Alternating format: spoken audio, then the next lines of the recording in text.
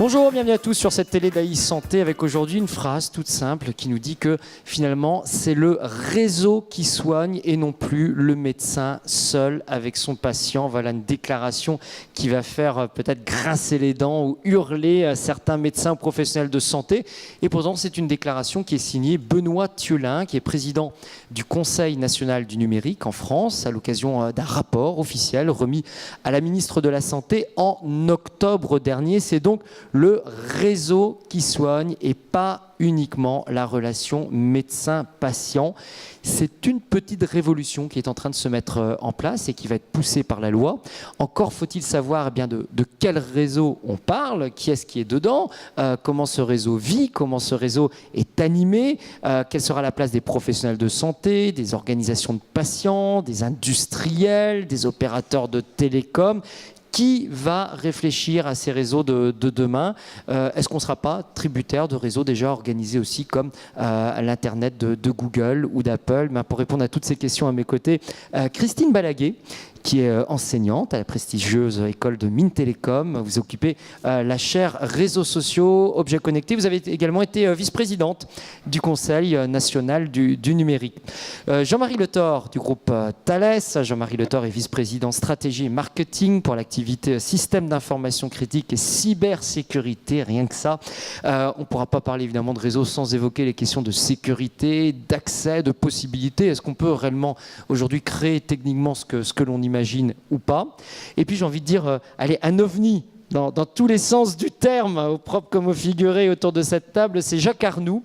Jacques Arnoux, vous avez une formation d'ingénieur agronome, vous êtes enraciné dans la terre, vous êtes également tourné vers le ciel, puisque vous avez suivi une formation de théologie, vous vous êtes engagé pendant des années, et puis aujourd'hui vous êtes expert éthique au CNES, au Centre national d'études spatiales, donc du ciel vers l'espace, où les questions éthiques, elles ne manquent pas autour des hommes et des femmes que l'on envoie dans des conditions extrêmement rudes, extrêmement hostiles et lointaines dans l'espace. Christine Balaguet, je me tourne vers vous, j'ai dû faire quand même grincer quelques dents lorsque j'ai dit ça. C'est le réseau qui soigne aujourd'hui et c'est pas le médecin tout seul avec son patient. C'est vrai cette histoire-là? Alors c'est vrai, c'est ce qu'on a proposé dans le rapport du Conseil national du numérique qu'on a remis à Marisol Touraine l'an dernier. C'est cette idée qu'effectivement on est dans une ère où les professionnels doivent collaborer et ils doivent aussi collaborer avec les patients. Alors cette idée, elle n'est pas, je dirais, propre au domaine de la santé. On voit que tous les secteurs évoluent dans, je dirais, cette façon de travailler de manière collaborative, mais c'est encore plus important dans le domaine de la santé. Et je voulais juste revenir sur le fait que ce travail en réseau est très lié aux technologies. Et si on regarde l'évolution des technologies, donc on est maintenant 25 ans après le démarrage de l'Internet. Donc on dit nouvelle technologie, mais il n'y a rien de nouveau dans tout ça. On a déjà un quart de siècle d'historique. Et quand on regarde l'évolution de ce que font les gens avec ces technologies pendant ces 25 ans, on a très rapidement 4 phases. On a une première phase au début des années 90, avec le démarrage de l'Internet, où les gens ont juste une capacité à aller sur un site, à switcher d'un site à l'autre. C'est ce qu'on appelle une capacité de demande. Ensuite, au début des années 2000, avec l'apparition fin des années 90 de Google, d'Amazon, et puis des blogs, des forums, on rentre dans l'économie de la contribution, c'est-à-dire les gens peuvent produire de l'information, produire de la donnée. Deuxième capacité accrue. Troisième phase, c'est la fin des années 2000, apparition des réseaux sociaux, donc Facebook, Twitter et tous les autres, où là on commence à pouvoir avec les technologies se mettre en réseau. Et donc les gens commencent à s'habituer à un partage massif d'informations via des réseaux. Et aujourd'hui, donc depuis depuis 2010, on est dans l'ère de l'économie collaborative, du crowd, c'est-à-dire une capacité non seulement d'être en réseau, mais d'être en réseau avec des gens qu'on ne connaît pas forcément et qui sont à l'autre bout du monde. Donc on est simplement beaucoup plus globalement que dans le domaine de la e-santé, dans une ère où en fait, grâce à ces technologies, on est passé à un fonctionnement en réseau, voire un fonctionnement en réseau avec la foule, voire, on en parlera peut-être dans la table ronde, un fonctionnement en réseau aussi, avec non pas uniquement des individus, mais aujourd'hui des individus et des objets connectés. C'est ce que j'appelle les nouveaux réseaux d'humains et d'objets. Voilà. Alors, Ce que vous nous dites aujourd'hui, on le voit tous les jours, dans plein de secteurs, dans le secteur de l'industrie, le secteur du commerce, dans le secteur des médias, bien évidemment, ces 4 phases de l'Internet que la majorité de la population a suivies. Est-ce que, à votre avis, la santé a raté 1 ou 2 wagons ou 1 ou 2 trains dans cette histoire-là ? Une grande majorité, il faut le reconnaître, de professionnels de santé vont dire « ce n'est pas pour moi ». Moi, mon métier, c'est de soigner des humains et la seule chose qui compte, c'est quand je vois mon patient en face de moi ou sur une table où je peux l'ausculter et le toucher. Je ne suis pas concerné par ces évolutions. Alors, c'est pas tout à fait vrai. Je crois qu'il ne faut pas non plus dire que c'est un secteur qui ne bouge pas. Il y a des médecins qui bougent, il y a des... J'interviens toujours au colloque des infirmiers, il y a des infirmiers qui bougent, il y a des professionnels de santé qui bougent. Et simplement, peut-être que par rapport à cette évolution extrêmement importante des technologies, en particulier en France, on ne bouge pas assez vite. Et là, je voudrais juste en introduction dire qu'il y a quand même un risque, alors je n'aime pas ce mot, mais il y a quand même aujourd'hui un danger de l'ubérisation de la médecine. À quel niveau, de manière concrète ? Qui est dû à deux phénomènes. Un, le fait qu'il y a des acteurs, en particulier américains, qu'on connaît bien, qui sont les GAFA, en particulier Google et Apple, qui ont, pour des raisons que je ne vais pas développer là, mais qui ont acquis des capacités financières énormes et donc qui rachètent aujourd'hui beaucoup d'entreprises dans tous les secteurs et qui investissent massivement dans la santé. Et donc, il y a un risque simplement d'automatisation et je dirais du fait que ces entreprises développent des services extrêmement simples, y compris dans le domaine de la santé. Et la deuxième risque pour un médecin aujourd'hui, c'est le risque lié aux data, le risque lié aux algorithmes. On sait bien que, et il y en a dans les hôpitaux français, des systèmes comme Watson ou des systèmes automatisés, je dirais, prennent une partie de la décision médicale. Alors par rapport à ça, je veux dire, c'est pas tout ou rien. Il faut juste avoir en tête que ces risques existent et donc il faut réagir et il faut apporter le meilleur service possible auprès du patient. Et ce meilleur service possible, il peut être fait par le médecin lui-même. Évidemment, lui-même va être toujours majoritaire dans le domaine médical et ces services, que ce soit des algorithmes ou que ce soit des services nouveaux, ne font qu'aider le médecin dans sa pratique, mais je dirais pour apporter un meilleur service aux patients, eh bien on va se mettre en réseau et donc dans ces réseaux, il y a des médecins bien entendu, il y a d'autres professionnels de santé, il y a des aidants, il y a des patients et qui vont travailler tous ensemble pour avoir, je dirais au final, un meilleur service auprès du patient et essayer de mieux le soigner avec les questions de maintien à domicile et donc tout un tas de technologies qui vont aider à ça. Donc les réseaux dans le domaine médical, ils aident juste à être, je dirais, plus efficients quelque part dans le système. Et c'est ce que demande d'ailleurs la ministre de la Santé, ce que demandent les nouvelles lois, un nouveau décret, un meilleur travail, une meilleure coordination des soins autour du patient, avec le patient lui aussi, bien évidemment, dans son réseau. Qu'est-ce qui fait quand même que ça coince encore aujourd'hui et que la France n'arrive pas, n'évolue pas comme ce qu'on peut voir en Grande-Bretagne, aux États-Unis ou dans d'autres pays anglo-saxons? Quels sont les facteurs qui soient technologiques ou culturels qui font que cette mise en réseau, elle semble complexe? Oui, alors, le premier point, c'est ce que j'expliquais au départ, c'est-à-dire quand on regarde l'évolution du numérique, les 25 ans passés, c'est la première révolution du numérique avec des acteurs qui sont devenus dominants, qui sont les acteurs américains. Aujourd'hui, on n'est plus dans on est toujours dans cette phase, mais d'autres pays, dont la France, ont compris quand même l'importance du numérique aujourd'hui. Et dans les phases aujourd'hui de big data ou d'objets connectés, on peut être tout à fait bien placé par rapport à ça. Donc, je crois qu'il faut oublier maintenant de dire on n'est pas bon, on est toujours en retard, etc. La question qu'il faut se poser, c'est comment on fait et comment on fait concrètement. Quand on regarde, il y a plein d'initiatives en France, il y a plein d'écosystèmes extrêmement innovants, y compris dans la santé. Il y a plein aussi d'expérimentations qui sont menées. Il faut les pousser plus loin et il faut avancer tous ensemble pour vraiment construire ce monde de demain. Alors, ces questions de réseau, encore une fois, il y a aujourd'hui beaucoup de communautés de patients qui existent. Donc, il y a des réseaux de patients. Il y a aussi beaucoup de réseaux de médecins. qui existent. Alors, il y a des réseaux très importants aux États-Unis, Doximity, Sermo, etc., qui ont plus de 500 000 médecins. Mais il y a aussi des réseaux français. Et puis, beaucoup de start-up qui lancent aussi un certain nombre de services. J'ai vu récemment une start-up qui s'appelle MedGo, qui crée un service pour des remplacements de médecins. Donc, on peut avoir si vous voulez, soit des réseaux qui sont des réseaux verticaux, dans lesquels les médecins, je dirais, adhèrent avec leur carte professionnelle, soit alors des réseaux qui sont des réseaux de services qui vont apporter un service à des médecins, à des professionnels de santé, à des patients, voire des écosystèmes aujourd'hui où il y a tous ces acteurs-là. Oui, mais pour créer un réseau, il y a un moment, il faut partager des choses. Que vous disiez, aujourd'hui, on est dans cette économie où on partage des données de soi-même, assez volontairement d'ailleurs avec les autres. On arrive d'un milieu médical pour la France, qui est un milieu fortement individualisé, avec une très forte présence, entre autres, de la médecine de ville, un milieu où culturellement les choses sont closes. On n'a pas accès aux données du patient, on n'a pas accès au dossier du patient. Beaucoup de médecins considèrent d'ailleurs que ce dossier est leur propriété. Les hôpitaux ont tout fait pour bunkériser, on comprend pourquoi, leur service d'information et faire qu'on ne puisse pas aller voler des données sur les patients qui sont hospitalisés.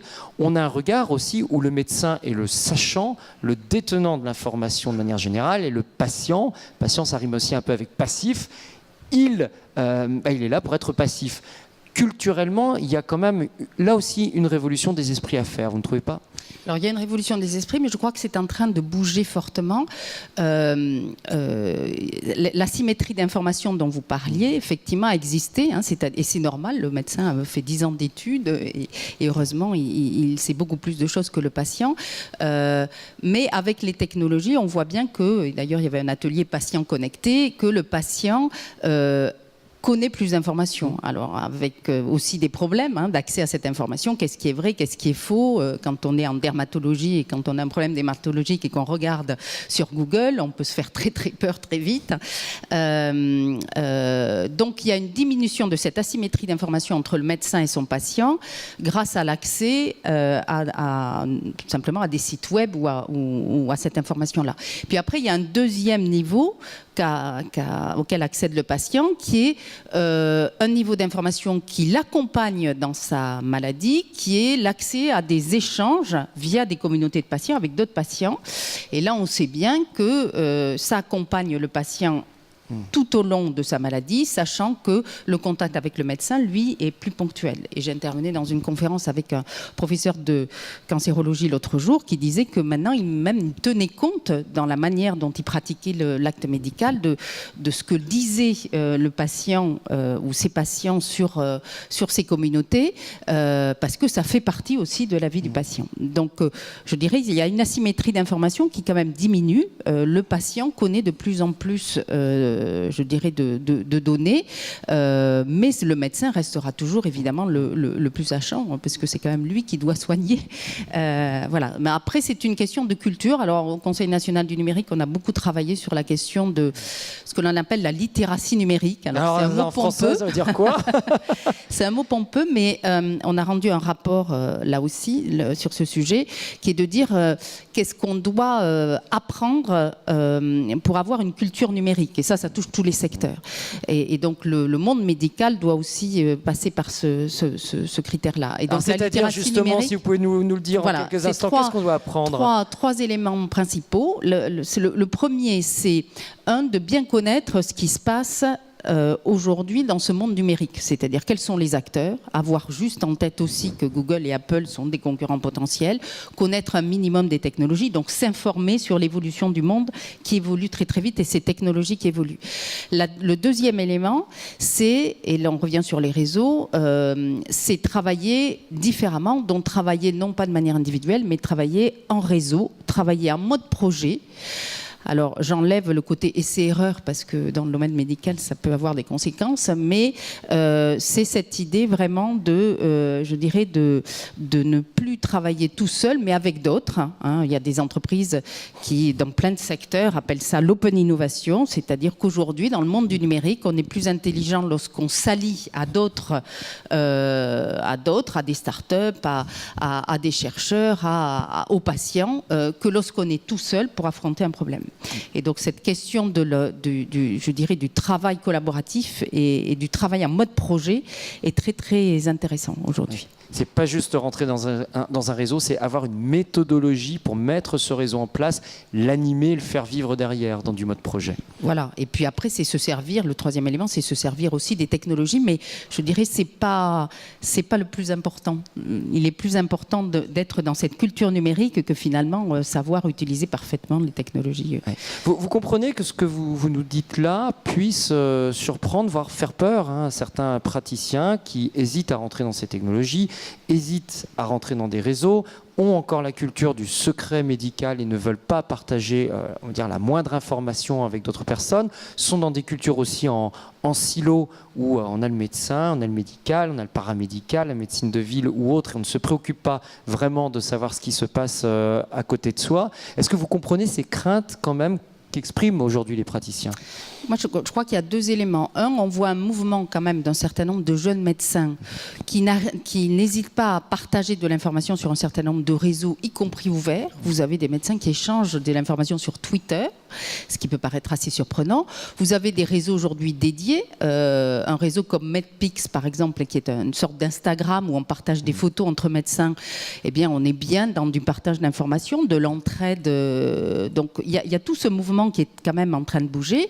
Et puis après, il y a une idée de fond qui est une idée, je dirais, de modèle français qui est défendue par un certain nombre de gens. Et moi, je fais partie de ces défenseurs, qui est quand même les questions, mais mon voisin sera beaucoup plus à même que moi de répondre à cette question, de sécurité autour des données de santé. Et là, on a un modèle qui est très différent des Américains ou des Asiatiques. Hein. C'est-à-dire que nous, on préfère en France faire très, très attention au partage de données de santé, parce qu'on sait bien que ça peut avoir beaucoup de conséquences sur quelqu'un.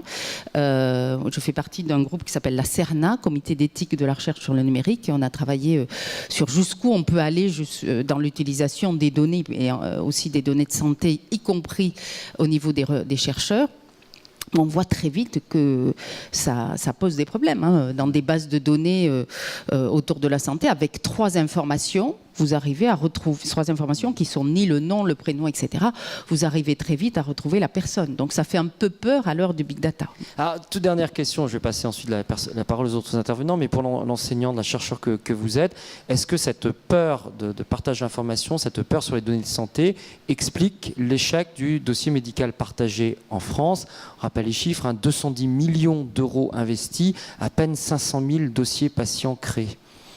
Oui, pour moi, ça, je reviens sur ce que je disais précédemment, c'est l'un des éléments explicatifs. L'autre élément explicatif, on le sait, il y a eu toute une phase d'aller-retour sur le DMP, et je pense que aujourd'hui, tous les projets de ce type, et le gouvernement l'a fait sur la loi pour une République numérique, mais doit être beaucoup plus partagé en amont et fait quasiment en open innovation. Voilà, c'est-à-dire qu'il faut mettre tous les acteurs autour de la table et réfléchir à ce qui est le mieux pour tous les acteurs et avoir un compromis autour de ça, plutôt qu'un système top-down. On sait bien qu'aujourd'hui, les systèmes top-down ne fonctionnent pas ou s'arrêtent au bout d'un certain temps. Le système top-down ne fonctionne plus. Il faut écouter la voix de chaque acteur du réseau, de chaque acteur du système, patient, médecin ou autre. Je me tourne vers Jacques Arnoux. Pour vous qui êtes dans une institution qui est le CNES, qui envoie des...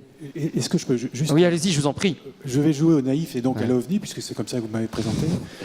En vous écoutant, et par rapport à la phrase que vous disiez, en citant, donc c'est les réseaux qui soignent, ma propre expérience me faisait dire, mais au fond, c'est bien sûr les réseaux tels que vous les décrivez, tels que vous les concevez, sont nouveaux. On parle de réseau technique, mais le réseau humain autour d'un malade, c'est vieux comme le soin de l'humanité à ces malades. Donc peut-être que c'est le réseau médical, avec toutes les limites, les différents secteurs qui soignent, mais c'est quand même le réseau humain qui guérit au fond, si je puis essayer d'avoir une petite distinction dans les mots. Et il me semble que à cette évolution technique, d'ores et déjà aujourd'hui, on se rend bien compte que le milieu médical, qui est, vous le connaissez mieux que moi, mais tout en préservant son autorité, sa connaissance, le sachant et le patient, etc., est quand même ouvert davantage au réseau humain. Aujourd'hui, dans des secteurs particuliers, que ce soit le milieu du cancer, le milieu aussi des soins palliatifs, on vous invite à entrer dans ces milieux qui jusqu'alors étaient quasiment sacrés. On vous invite parfois à rester une nuit à côté d'un parent en train de mourir. Enfin, donc, il me semble quand même que cette sensibilité au réseau, alors évidemment j'ouvre le mot de réseau en lui donnant une dimension plus large, il y a quand même une évolution qui me semble aller dans le sens sur lequel vous discutez, où on est prêt, tout en se préservant des espaces réservés, ce qui me semble tout à fait normal, tout ne peut pas être ouvert, quand même malgré tout, on est prêt à ouvrir ce milieu très particulier qu'est le milieu hospitalier à des gens qui jusqu'à très longtemps étaient comme exclus, en leur disant si on veut non seulement soigner, mais guérir, ou en tout cas accompagner davantage, il faut que la famille, les parents, les amis, tout ce réseau très concret, presque charnel, qui n'est plus pas seulement technique, eh bien, soit présent. Donc il me semble qu'il faudrait peut-être aussi pas avoir...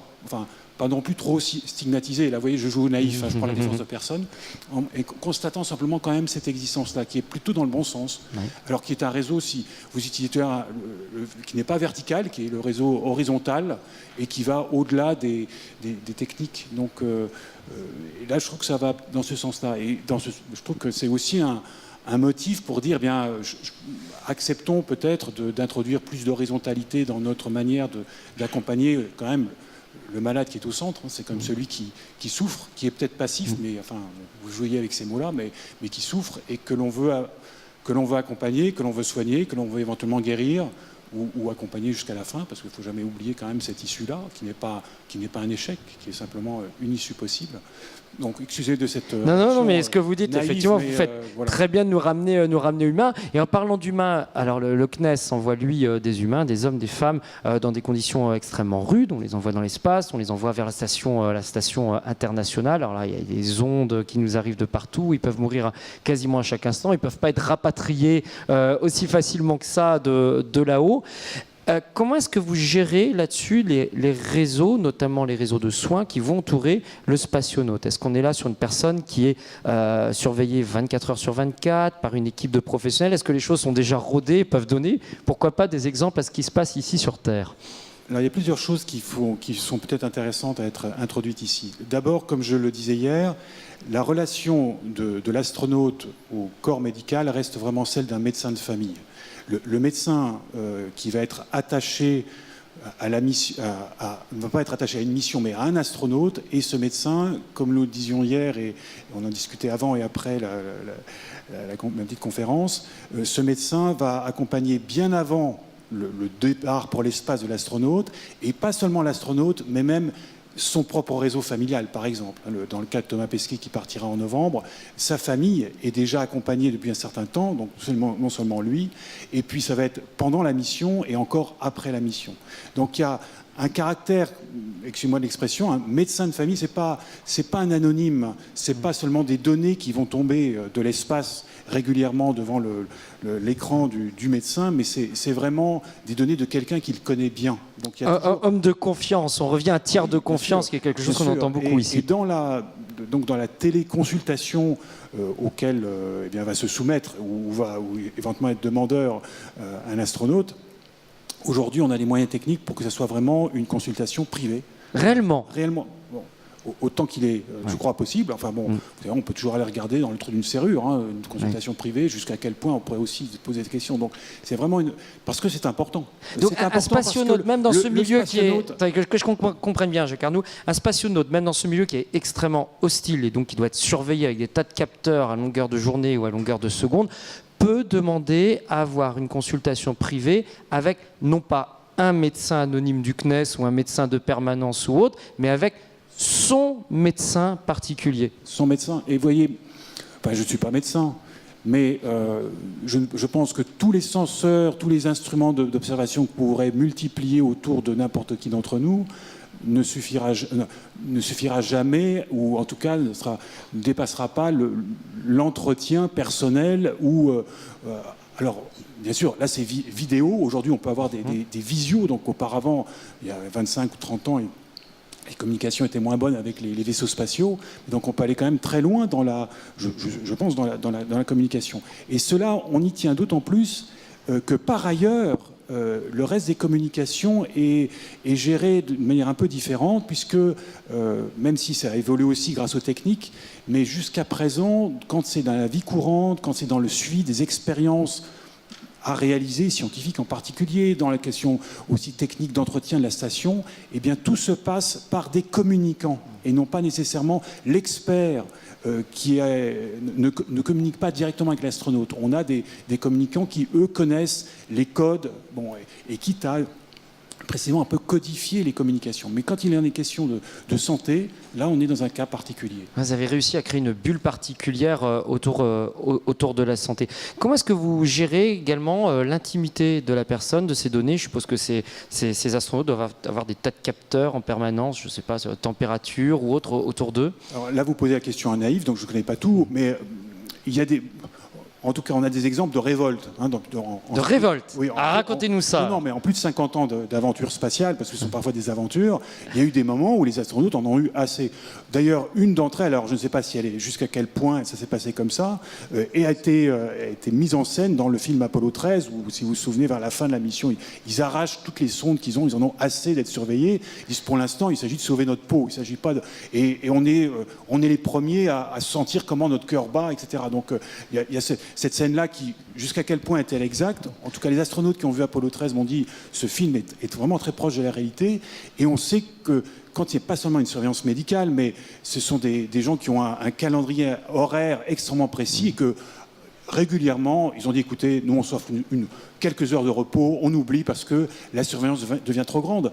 Et je crois que c'est des choses qui doivent sans doute rejoindre aussi des cas de surveillance médicale où il y a un moment donné où on veut redevenir un peu un humain qui a en main sa propre santé.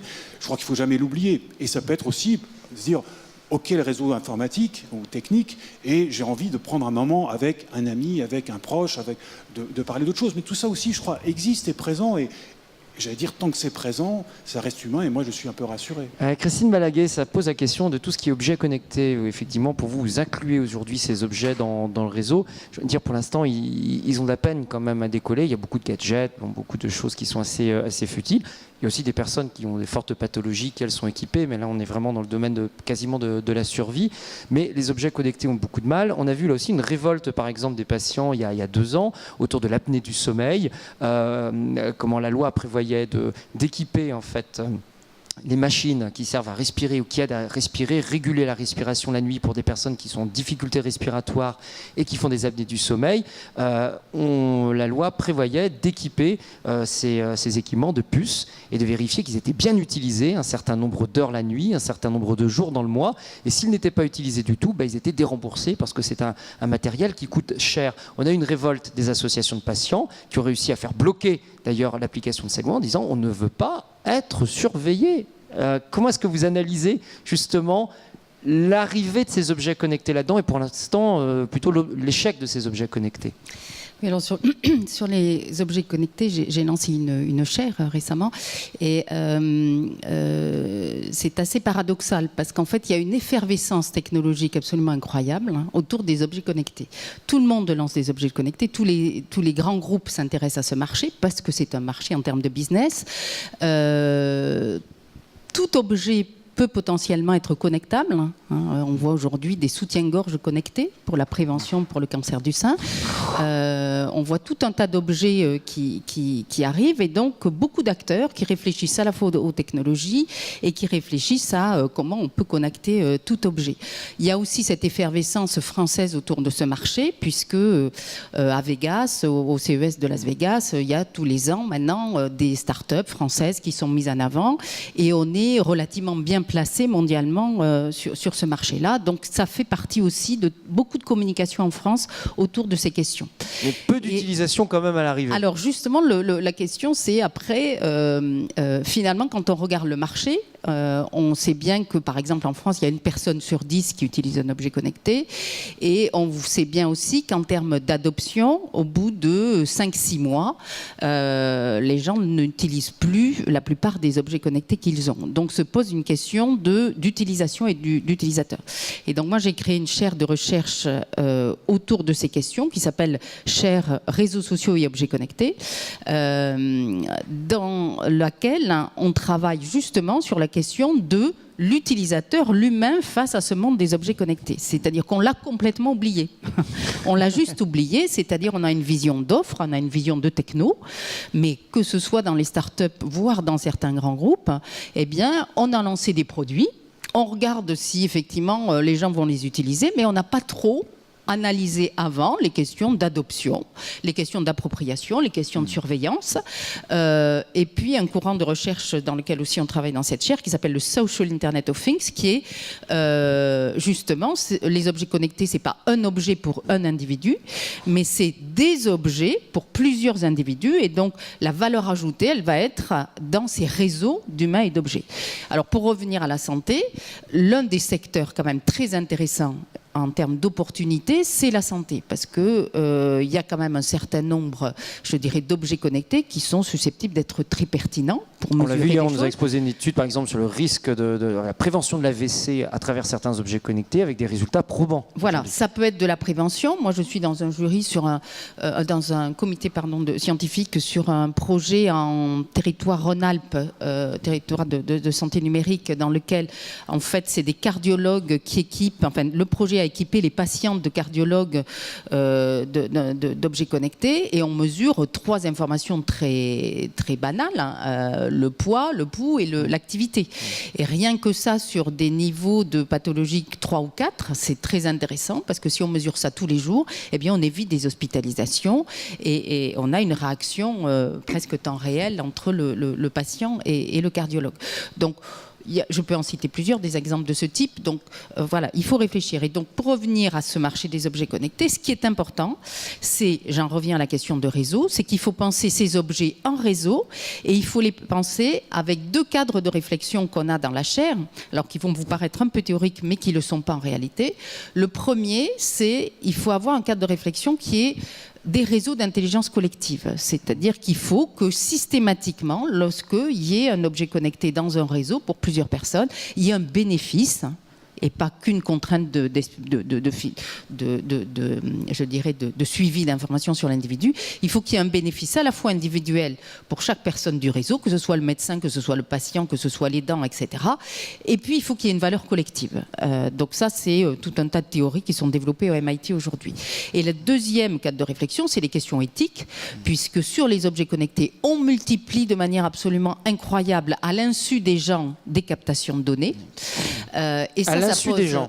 Quand on a une montre connectée, on oublie complètement que c'est automatique, que ça transfère les données au téléphone, et puis lorsqu'on a un téléphone qui est de certains acteurs, ça va sur du cloud, qui va je ne sais pas où. Et donc, effectivement, on a ce transfert d'informations. Un objet connecté n'est pas, par définition, un objet juste qui capte de l'information. Il transfère de l'information minimum à un mobile, voire à d'autres objets connectés. Donc on est vraiment dans des réseaux d'information. Et donc la question quand même de l'éthique autour de ça se pose.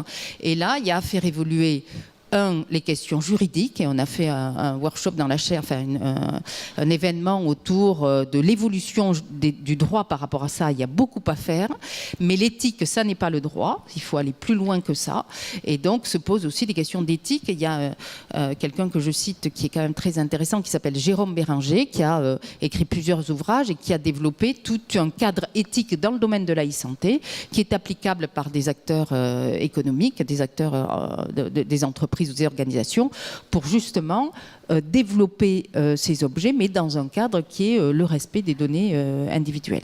Jean-Marie Le Thor, on arrive sur des problèmes assez complexes, hein, les problèmes de transmission de données, les problèmes d'accès de données, les problèmes de confiance également. Comme Christine Balaguer nous dit, voilà, mon bracelet il capte des informations qui vont dans mon téléphone, qui passent par mon ordinateur et qui sont transmises.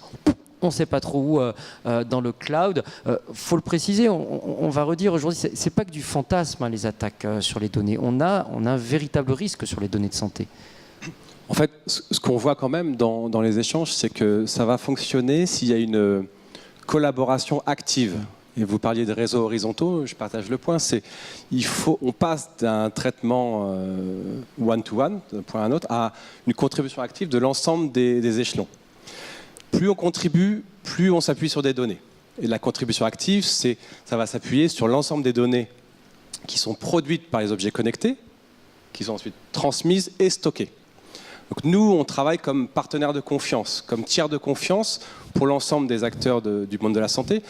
Notre leitmotiv, c'est de permettre que l'ensemble de ces données soient sécurisées, soient de confiance, tout simplement. Les risques sont il y a de vrais risques où on est dans le risque toujours du fantasme ou du film d'espionnage lorsque l'on parle de vol de données. Il y a des vrais risques.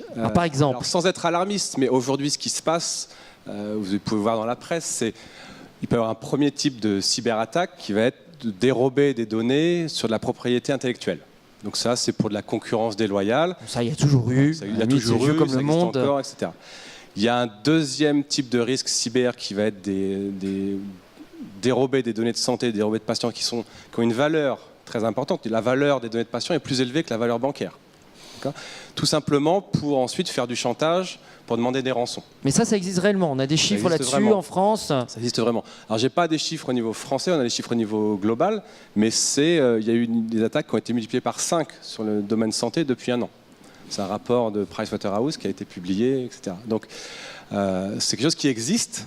Tout simplement, ce qui se passe, c'est que je vais m'introduire dans le système de santé, je vais avoir accès aux données les plus critiques et je vais les crypter.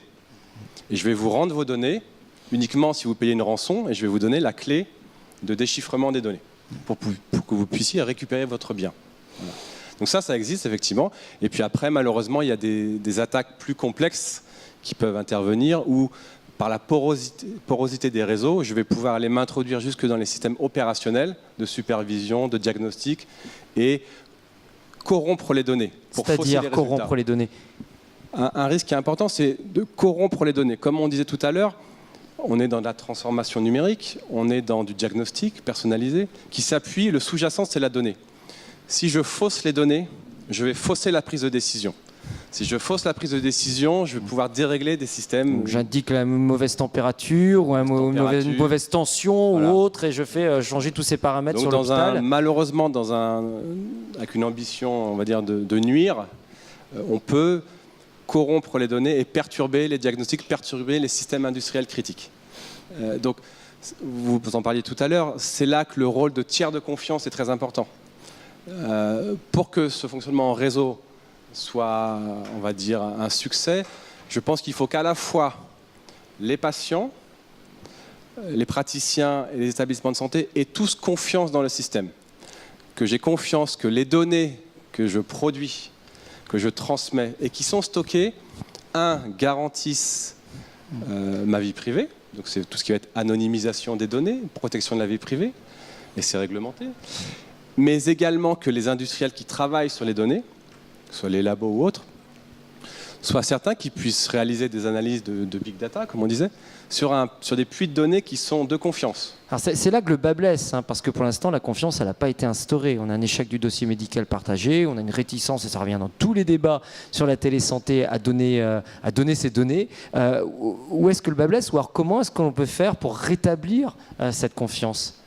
Christine Balaguet. Attendez, Jean-Marie Le Thor et puis Christine Balaguet. Je pense qu'il y a un vrai travail d'éducation à faire sur le bénéfice pour l'ensemble des parties prenantes. Donc, quel est mon bénéfice en tant que patient ? Est-ce que je vais avoir un accès à un traitement personnalisé plus efficace, plus pertinent ? Est-ce que via la collaboration, je vais pouvoir avoir l'avis d'experts qui collaborent entre eux pour mon bien-être ? C'est un point de vue du patient. Et d'un point de vue praticien, quel avantage je vais avoir de partager le dossier de mon patient qui historiquement est à moi, médecin de campagne encore, et d'ouvrir ça, quel bénéfice j'en tire, sachant que moi aussi je peux collaborer derrière et puis lier une nouvelle relation avec des patients qui n'étaient pas les miens au départ. à condition d'avoir confiance dans le système, encore une fois. Alors, je vais vous passer le micro à Christine Balaguet aussi, mais une dernière question aussi pour Jean-Marie Le Thor. Elle le rappelait très bien, Christine Balaguet. Aujourd'hui, on a des acteurs qui sont incontournables en matière de données de santé, peu importe qu'on soit dans le bien-être, dans le médical ou la santé. Ce sont les GAFA qui en savent beaucoup sur notre santé. Sur certains smartphones, on a déjà l'application santé qui est inscrite. Les smartphones sont tous reliés aux objets connectés. Donc, avoir un tiers de confiance, oui, dans quelqu'un qui est neutre, mais d'un autre côté, il y a aussi ce système où on est obligé de passer par ces acteurs-là. Et ça ne simplifie pas la compréhension. Oui, alors il y a deux dimensions à ce point-là. Il y a, premier point, je serais d'accord avec Christine, c'est il ne faut absolument pas rougir des performances technologiques et de la recherche et des startups françaises dans le domaine des biotech, des objets connectés. Et je pense qu'on voit tous les jours des vraies pépites françaises. Et au CES de Las Vegas, on a eu des awards très fréquents. Donc premier point, il n'y a pas que les GAFA. Et c'est à nous, dans l'environnement, dans l'écosystème d'innovation aussi, de collaborer entre chercheurs, universités, grands groupes, PME, pour incuber, soutenir, accélérer le développement de ces pépites françaises. Ça, c'est le premier point de la réponse. Deuxième point, c'est que les opérateurs d'importance vitale, dont nombre d'acteurs de la santé, sont soumis à des contraintes qui viennent de la loi de programmation militaire, que nous, on suit de près, évidemment, chez Thales, où ils ont une obligation d'être en mesure de détecter des attaques, de se protéger et de reporter malheureusement les attaques qu'ils auraient pu subir. Ça va être fait par des acteurs de confiance français, certifiés par l'Agence nationale de sécurité des systèmes d'information. Donc, encore une fois, les grands acteurs français vont venir en complément des acteurs américains pour apporter cette brique de confiance. Et quand on dit aujourd'hui que mes données sont dans le cloud, Amazon, Microsoft, où mes données sont collectées par des fabricants de terminaux mobiles coréens ou américains, encore une fois, il faut savoir que derrière, il y a des acteurs français qui sont là pour garantir que ces données peuvent être stockées peut-être sur des clouds américains, mais avec du chiffrement de données français, ou protégées ou stockées sur des clouds français, souverains. Et encore une fois, là, c'est le rôle de l'État et le rôle des acteurs français de garantir qu'on va protéger la valeur de ces données. Donc, je dirais plutôt qu'il y a une cohabitation, il y a une collaboration entre grands acteurs, grands GAFA et industriels français. Et là, on sent encore des briques à mettre en place, ou des choses, certaines briques à harmoniser. Christine Balaguet, sur ce sujet, effectivement, de la confiance. Sur la confiance, je voulais dire trois choses. Un, la souveraineté numérique, que je ne vais pas développer là, mais qui est un vrai enjeu et qui est un vrai enjeu national. Il y a un institut de la souveraineté numérique qui s'est créé récemment, et ce n'est pas pour rien. Mais je voulais revenir sur les utilisateurs, parce que c'est ça qui m'intéresse. Et en santé, les patients. Ce qui va générer de la confiance, c'est la loyauté des acteurs. Alors, au Conseil national du numérique, on avait rendu un premier rapport sur loyauté, neutralité des plateformes, dans lequel on parlait beaucoup de loyauté. On a rendu au niveau après Premier ministre un rapport qui s'appelle Ambition numérique, dont toute une partie portait sur la loyauté. Et ça s'est traduit par le texte de loi qui est maintenant voté pour une République numérique, dans lequel est précisé que tout acteur, alors ça, c'est beaucoup plus large que les données de santé, mais il y a aussi les données de santé, doit être de plateforme. Alors ça peut être les GAFA, mais ça peut être une plateforme de données de santé, ça peut être une plateforme de données d'objets connectés, doit être loyal envers les utilisateurs. Loyal, ça veut dire que c'est transparent. C'est-à-dire, s'il y a des algorithmes, il faut un peu expliquer l'algorithme. Ça veut dire qu'il faut être transparent dans son service. Et donc, il faut qu'il y ait, je dirais, une confiance qui s'établit vraiment, y compris au niveau légal aujourd'hui, entre un acteur qui va capter des données et un utilisateur final. Ça, c'est le premier point. Et je crois beaucoup à cette idée de loyauté, voilà, qui est une obligation aujourd'hui légale. Le deuxième point, il faut encore une fois, ne pas oublier les utilisateurs finaux. Sur les objets connectés, c'est assez incroyable ce qu'on voit comme stratégie d'entreprise aujourd'hui, notamment dans le domaine des assurances, où on voit des assureurs capter la conduite, et donc l'objectif étant de, par exemple, diminuer les prix lorsqu'un conducteur, effectivement, a une bonne conduite. Sauf qu'on est incapable de dire qui conduit. C'est-à-dire, ça peut être moi, ça peut être mon fils, ça peut être n'importe qui. Donc, effectivement, il y a un problème je dirais, de transparence, hein, de confiance, lié au fait que, quelque part, je peux tout à fait avoir un prix plus bas si je fais conduire quelqu'un d'autre. De la même manière, supposons que toujours dans le domaine de l'assurance ou dans le domaine de la santé, j'ai une prestation moins chère parce que je fais mes 10 000 pas, ce qui est la norme sur les montres connectées. Et ce qui a été proposé par certains assureurs. Absolument. Bon, évidemment, je mets la montre sur mon chien et mon chien va faire 20 000 pas par jour et il n'y aura aucun problème. Donc, il va y avoir comme ça des comportements déviants. C'est évident. Et donc, on oublie quand même que derrière ces technologies, il y a des gens, il y a des gens qui vont les utiliser. Et donc, plutôt que d'avoir, je dirais, ces démarches-là, il faut co-construire la démarche avec les utilisateurs et il faut réfléchir, encore une fois, des services qui ont une vraie valeur pour les individus.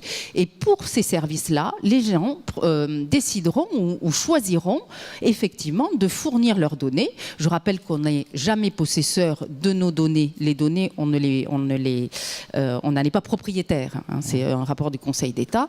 Par contre, on en a l'usufruit. Donc, effectivement, on peut choisir que certaines entreprises, plus que d'autres, utilisent ces données.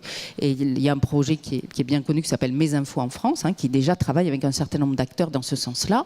Voilà, j'ai vu aussi des clouds, petites boîtes qui étaient des clouds personnels de données qu'on mettrait chez soi. Et sur ces clouds personnels de données, des entreprises enverraient leurs algorithmes, mais en fait, l'algorithme tournerait sur la box et les données ne sortiraient pas de là. Bon, alors après, c'est d'énormes problèmes de sécurité de ces boîtes-là, mais on voit quand même cette tendance de données que l'individu va garder lui-même et il va accepter s'il y a un vrai bénéfice derrière et s'il y a loyauté d'un acteur économique qui va accepter de fournir ces données. Mais pour l'instant, il y a quand même beaucoup de gadgets et beaucoup de choses qui ne sont pas dans ce sens-là. Jacques Arnoux, le principe d'un individu qui accepte de donner ces données, s'il a un véritable retour sur investissement et s'il comprend le bénéfice qu'il va en tirer, ça amène quand même une autre question, c'est la responsabilité derrière tout ça. Oui, c'était un mot que j'avais envie de rajouter, celui de responsabilité. L'expérience que l'on a dans le domaine spatial, qui n'est pas directement liée à notre sujet, mais qui est celui plus généralement de recueillir énormément de données, puisque en se baladant autour de la Terre avec des bons capteurs, on a des tas de choses sur les humains, sur leur environnement, etc. Et quand on réfléchit au fait que depuis maintenant des dizaines d'années, nous recueillons et nous transmettons toutes ces informations, le mot qui nous est apparu dans le domaine spatial, c'est le mot de responsabilité. Parce que nous possédons des informations, même si nous les retransmettons. Elles ne sont pas nôtres, mais nous les recueillons.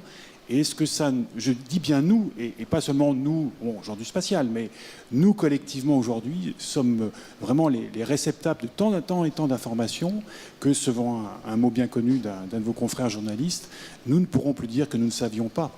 Et c'est bien le nous. Et cela, je trouve, est à la fois dans l'exemple de la e-santé est un exemple, l'exemple peut-être un peu plus ancien de tous ces satellites qui tournent au-dessus de nos têtes est le même genre. C'est-à-dire que c'est très bien, nous savons, mais que faisons-nous, ou en tout cas entre les deux, que devient notre responsabilité? Ouais. Et quand en discutant, il y a déjà un bout de temps, avec, une fois encore, pas dans le domaine de la santé, mais sur des domaines de gens informés en disant des chefs d'entreprise qui suivent des flottes de camions. Alors on est pas là, c'est vraiment ces camions ont quand même un chauffeur. Et quelle est ma responsabilité? Je me souviens très bien, c'était chef d'entreprise, mais ma responsabilité par rapport à mes chauffeurs, dès lors qu'aujourd'hui je sais où ils sont. Et que peut-être je ne peux pas leur retransmettre une information. Enfin, il y a des tas de choses. Après, on peut s'amuser à faire des exemples d'éthique au fond, mais de responsabilité. Et ça me semble vraiment essentiel. Une fois encore, il ne s'agit pas de se faire peur pour le plaisir, mais toujours dans cette optique de réseau, c'est-à-dire que la responsabilité ne se dilue pas, je ne crois pas. La responsabilité, c'est quelque chose que l'on prend, éventuellement qu'on dit, ben non, je ne la prends pas. Mais aujourd'hui, dans ces systèmes où les portes sont souvent un peu plus difficiles à placer, nous recevons des responsabilités, peut-être sans le vouloir, mais nous le savons, en revanche, que nous l'avons, et qu'est-ce que nous en faisons? Alors, distinguons la responsabilité morale et la responsabilité aussi juridique. Si on fait un réseau de partage d'informations, Christine Balaguet, ce sera la dernière question, partage d'informations égale partage de responsabilité entre acteurs de santé? puisqu'après tout, on sait de plus en plus d'informations sur le patient. Cette information, elle est de plus en plus partagée. S'il y a un risque que l'on n'a pas identifié, qui en est responsable ? Oui, il y a une responsabilité de chaque acteur. C'est quand même un secteur extrêmement régulé. Et je crois que sur les datas, c'est quand même aussi très régulé en termes donc il y a la question de l'hébergement, de l'accès aux données. Nous, on a à l'Institut Télécom une plateforme qui s'appelle TerraLab, qui est une plateforme Big Data, où on travaille avec le GNES sur les données de santé qui sont parfaitement sécurisées. Et donc, il y a effectivement un certain nombre de chercheurs, voire de projets qui travaillent sur ces données, mais de manière extrêmement sécurisée. Donc, il y a une responsabilité, je dirais, de chaque acteur dans ce réseau. Ensuite, je pense que dans le domaine de ces technologies qui évoluent tous les jours, encore une fois, le droit n'est plus adapté. C'est-à-dire la question qui se pose, c'est comment on fait évoluer le droit qui très vite devient obsolète de par les technologies qui changent. Et donc ça, c'est quelque chose de difficile, comme c'est difficile aussi d'avoir un temps politique là-dessus, politique au sens de décision légale, enfin de loi derrière, par rapport aussi à un monde qui évolue tout le temps. On l'a vu, nous, au Conseil national du numérique, c'est difficile de faire évoluer ces sujets et de faire en sorte que nos politiques soient aussi très imprégnées de ces sujets du numérique.